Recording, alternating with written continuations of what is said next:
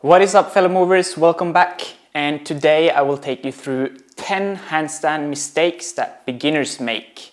Let's just get to it, alright? The first mistake that beginners make when trying to approach the handstand is not being comfortable upside down. Being comfortable upside down is perhaps the most important step towards the handstand journey. And not being comfortable or being afraid of falling will definitely prevent you from progressing with your handstands in the future. So how can you remedy this? Well, start falling. Learning to fall is essential and often neglected as well, because falling is a skill, and it's a skill that should be practiced. So learning to fall stepwise, in a stepwise manner, is very important, especially if you're totally new to the upside down world. Now I will make a tutorial for getting started with handstands, including this, so be sure to check that out when it's live. Until then, let's move on to the second mistake. Second mistake is a small one, yet a very common one. A lot of beginners think that soft ground is good ground. But in handstands, you do not want to be handstanding on soft surfaces such as mattresses, because your fingers will sink into the surface, and when we're handstanding, we're actually using our fingers to balance. So have you ever tried standing on one foot? On hard floor, it's pretty easy, right? But if you do that on a thick pillow, for example, it's suddenly super difficult. And the same applies to handstands. So you want to be handstanding on hard ground. There's another reason for this, by the way, and that is that often we have a lot of weight on the back side of our palms, and when we're handstanding on soft ground, the back side of our palms sink further into the ground, creating a steeper angle in our wrists. And this is not very good for our wrists, and a lot of handstand beginners already have troubles with wrist pain, so this will definitely not make it any better. So if you want to make sure you don't injure yourself when you're handstanding and want to use mattresses, be sure to put it behind you and handstand on the hard surface and have the mat as a safety net in case you're falling. Mistake number 3. You are egocentric in your training and have no regards to what is actually efficient when trying to learn a skill. You have no structure, you're just basically trying to handstand without any strategy whatsoever.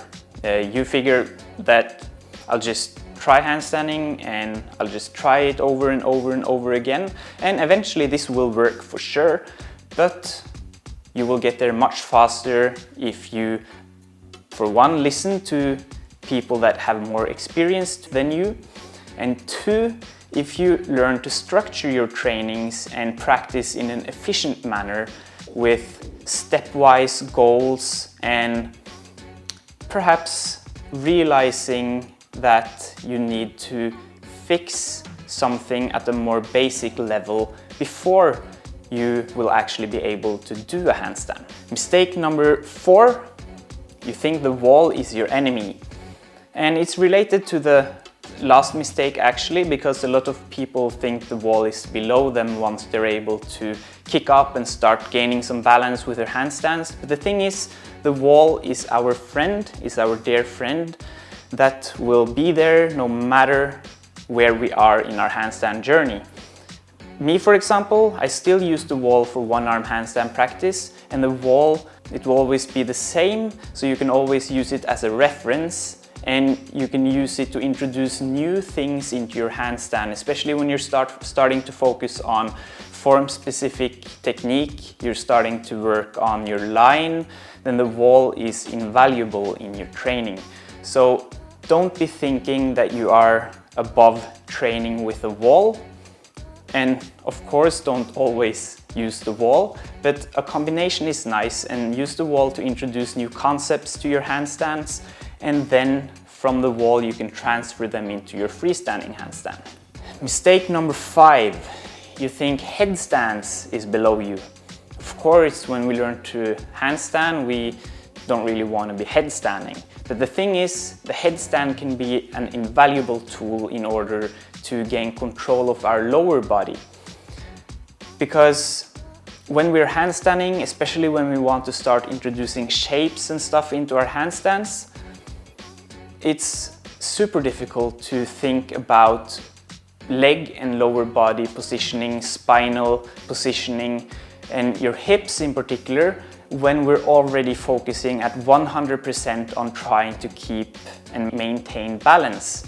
So here it is definitely beneficial to actually go back to the headstand and learn how to do the different shapes, learn how to control your pelvis, learn how to control your spine, your legs, and get a feel for what happens with your body when you do certain things and manipulate certain body parts in different ways. Mistake number 6. You kick and you kick, but you never learn to handstand. This is very, very common because a lot of people practice their handstand solely by trying to kick up into a handstand. The thing is, what you're practicing then is actually just the kick up. And then it will take a long time in order to learn the kick up and get into the right position. And then you need to learn to balance the position, because you haven't learned how to balance the position, you just learn how to kick up into the position. So the kick up is a skill by itself, and balancing is also a skill by itself. So if you use, for example, the wall in order to learn how to balance a handstand, and then you practice kick-ups in order to learn the kick-up technique, then when you learn how to kick up, you will already be able to balance, so you don't have to start learning this balance way down the road after learning to kick up efficiently. Mistake number 7. Someone, probably a gymnast, told you to look straight forward when you're handstanding to keep a neutral neck position. And you try to do this. But when you're learning to handstand, this is extremely difficult, and this is actually an advanced skill, being able to look away when you're handstanding. And if you look at any hand balancer out there, just take up your phone, go to Instagram, look at your favorite hand balancer, look at where they're looking, into the floor. So the handstand is a journey where you will mostly be looking down in the floor. And looking away will just make your journey much more difficult. It's like starting to learn how to one-arm handstand before you start to learn how to handstand. Not the same, but you get the idea. So it's very important that you look straight in between your hands down in the floor, especially when you're starting out. And I also see a lot of people, when they're training form against the wall, they want the typical strict line, they want a good form, so they push out all they can and then they look into the wall because they want a neutral spine. But the thing is, this is not completely transferable to the handstand, the freestanding handstand, because in the freestanding handstand we want to be looking in between our hands, down in the floor. And when we're using the wall to practice our form, we want to be it as applicable to the freestanding handstand as possible. So I would also recommend you look down in the floor when you're doing wall-supported handstands as well, even though you might be able to get a little bit of a stricter line when you're looking into the wall and looking away in your handstand. Mistake number 8, you are a form geek. I know I talk a lot about form geekism, or what you want to call it, but if you imagine your first freestanding handstand to be a strict freestanding handstand with a perfect line, then you are in for a long journey. Unfortunately, that's how it is. It takes a lot of time to develop this efficient line, and it's something you should be working on, definitely, but you should not be expecting your first handstands to look anything like that. Your first handstands will be crooked, will not have shoulders properly flexed, will probably have an arched back, you probably will have a bend in your knee, you will not have pointy toes. But all of these little things is something we need to do eventually, one thing at a time, starting with learning to balance. And in order to balance the handstand, you only need 2 things. That is balance, learning to balance using your hands. That's the most important thing. And obviously you need strength in order to hold yourself in the handstand position. So with these two things, you will be able to learn how to handstand.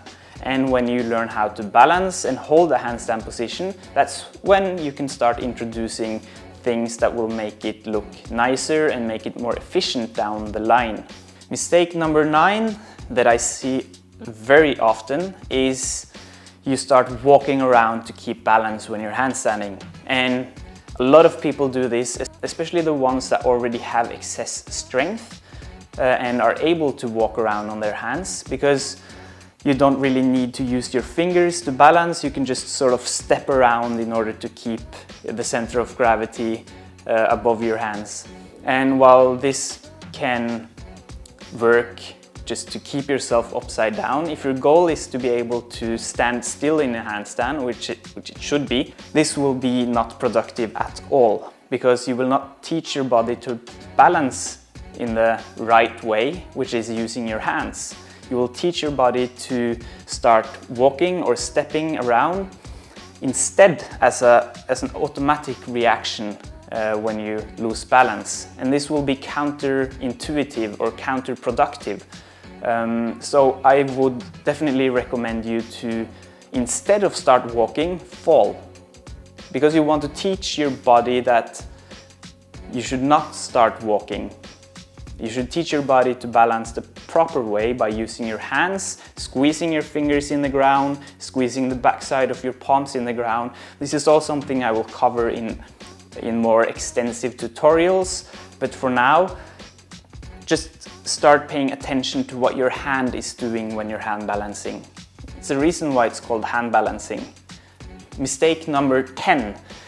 You keep asking why your handstand is not like this, why your line is not straight, blah, blah, blah, blah, blah, blah, as if there is a miracle tip that will immediately help you get a perfect handstand. In reality, however, it's not how it works. In reality, you need to focus on one thing at a time, and you need to introduce drills so you can focus on that specific thing. You need to work on it for weeks, perhaps months, and then move to the next little thing that you can improve. So there is no such thing as a miracle tip or a miracle adjustment you can do to your handstand. There are hundreds or at least tens of important adjustments that should be done in order to get an efficient handstand, but you need to tackle them one thing at a time. And you need to work on it consistently, introducing drills. You can introduce drills for shoulder flexion. You can introduce drills for shoulder rotation, but there is no single tip that will suddenly fix all of these issues by themselves. So bear in mind that in order to get a good handstand, you need to put in the work. Unfortunately, that's how it is, but that's also what makes it impressive and makes it motivating when you get there and when you see the progress, because it's been such a long time coming. Let me know in the comment section if you think any of these mistakes are particularly applicable to you, and if you would like me to elaborate some of them more in a longer tutorial. Also be sure to check out my new app, the Movement Tribe, if you want a handstand program that will take you from nothing, from scratch, to getting your first 10-second handstand, getting your first minute handstand, starting your one-arm handstand journey,